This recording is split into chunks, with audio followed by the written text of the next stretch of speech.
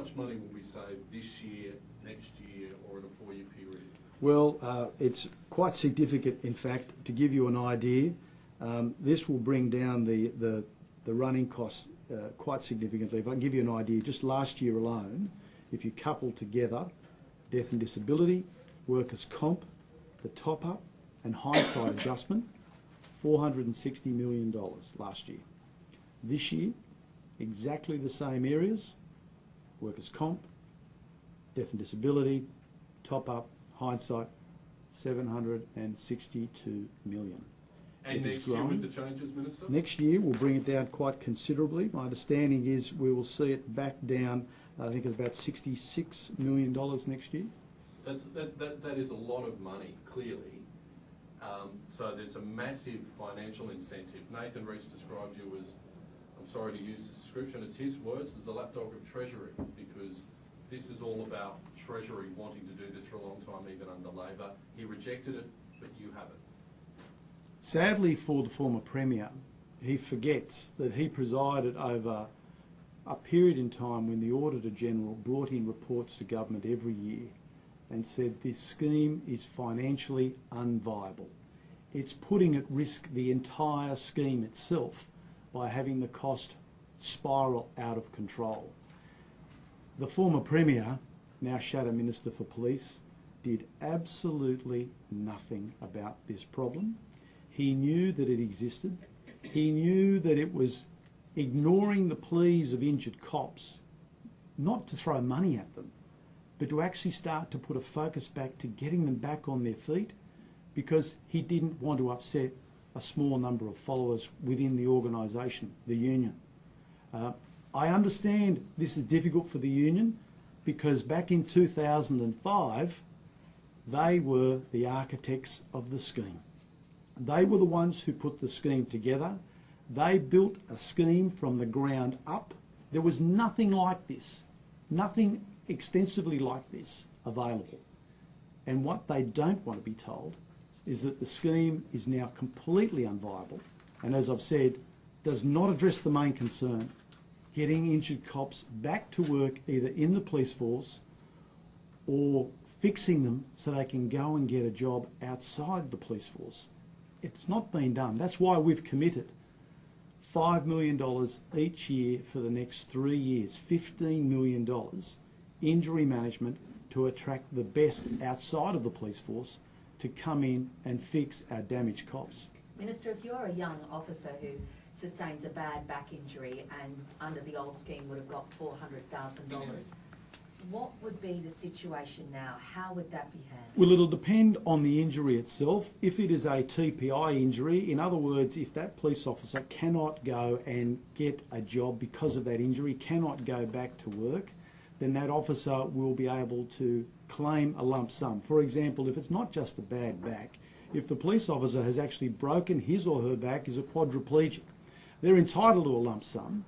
They're also entitled to income maintenance, income protection for a period of 5.5 years. That wasn't there before. That wasn't there under the current system. The current system is give you a lump sum. Once you go out the door, you're no longer our problem.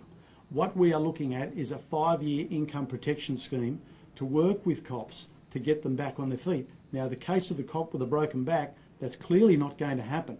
The insurance company has the ability to also give them a lump sum for the case of the 5 years income protection, instead of giving it over 5 years, because it's not going to make any difference to that officer's return to work if they're in a wheelchair. They can give that to them in the form of a lump sum in addition to the death and disability lump sum under a TPI. Your contract with TAL, though, only lasts for 1 year. Isn't there a chance that premiums will rise afterwards? Doesn't that create a whole lot of uncertainty for officers? No, I don't think there is a degree of uncertainty in relation to this. I think what the police force needs to understand, that we are committed to providing them with a level of security far greater than any other police force anywhere in the country. If you compare other police force, other administrations around this country, the proposal we are putting forward is still the strongest.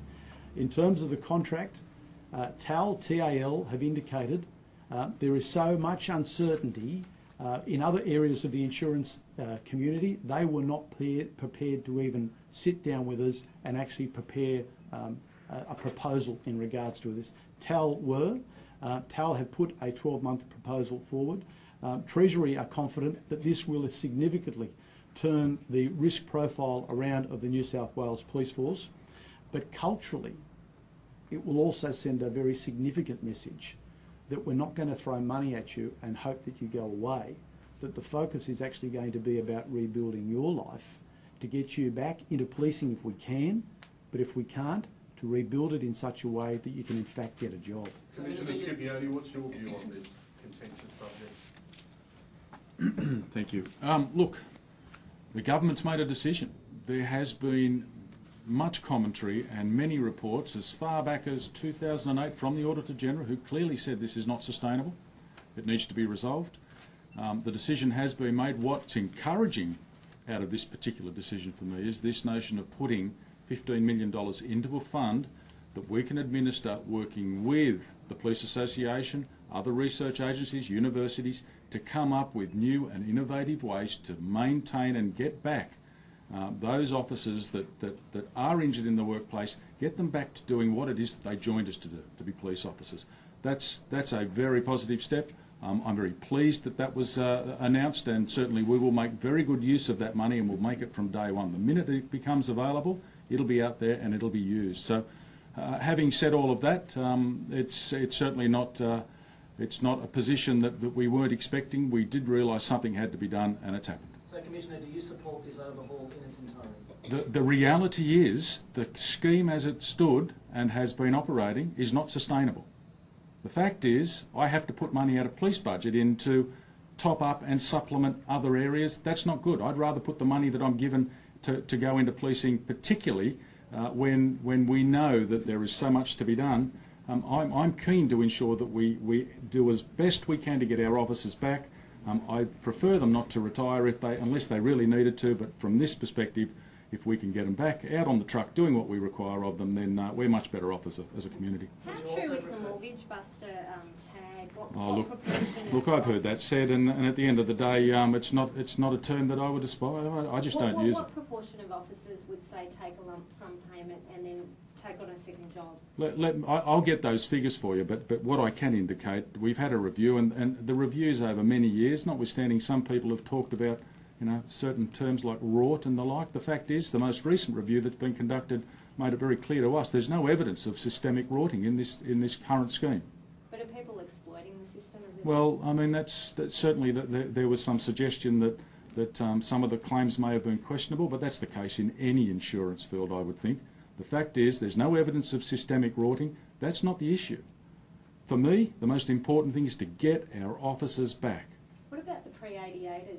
I heard a lot of those, took the lump sum and then have gone back to work. So that seems to contradict. Well, that's a completely different scheme. That's a scheme that has very few officers. We've got some 16,000 police, and there's less than 2,000. There's probably about 1,500 that are still in that scheme. Not many at all. We're dinosaurs.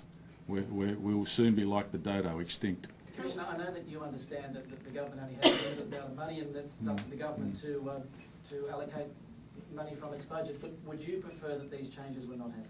Look, as I've said, whatever we can do, and as recently as today, talking to commanders in this room, there has been a general agreement that this is a good thing because it's going to let us get our officers back to work, and that's the primary focus for me. Are you concerned, though, that the Police Association, who have been very effective advocates for their members over the years, will have some form of industrial action to make the point, will run a campaign, because quite honestly they're very good at that? Oh, look, I would be concerned. At the end of the day, that's not good for us. It's not good for the community if we're dealing with that. But the association will do what they have to do, and I'm sure that we'll watch this space.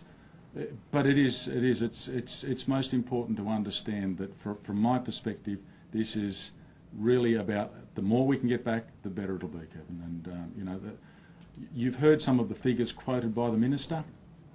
The telephone numbers. They're extraordinarily big amounts of money. He quoted a figure there from my perspective when he talked about 760 odd million. That's approaching half of all money that I spend this year in police salaries. That's a lot of money. Commissioner, if it's not a personal question, you had, and it was reported, a bit of an experience with cybercrime yourself. Yes. Can you just share that with Yeah, I can. And I was listening to Mr. Dyson talking, and many of you were there. It was but a month or two ago. It might not have even been a month ago. We talked to you, and we were warning Australia about what we call boiler room frauds, cold call frauds, where people were preying on generally older people that have basically not very much money, that were trying to set themselves up for their future retirement and taking all that they had, conning them out of their money fraudulently from, particularly in the Asian area, coming from lists of names and contact details where they'd simply pick up the phone and con them into the deal of a lifetime, which became the nightmare that lives on. You know, this is the sort of protection that we would be hoping to bring through some really smart, innovative, investigative techniques that Colin and his team will bring together. Yeah, I was potentially almost a victim, and it related to a purchase of a motor vehicle. Simply trying to buy a car online. The deal was very, very good. It was almost in that too good to be true category.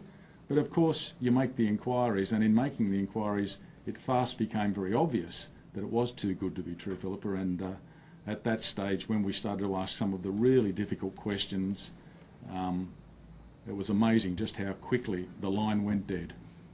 We never heard from them again, and you know, and the warning is that if I'm being caught, then you can be sure, or almost caught, then you can be sure there are many, many more out there that are being caught.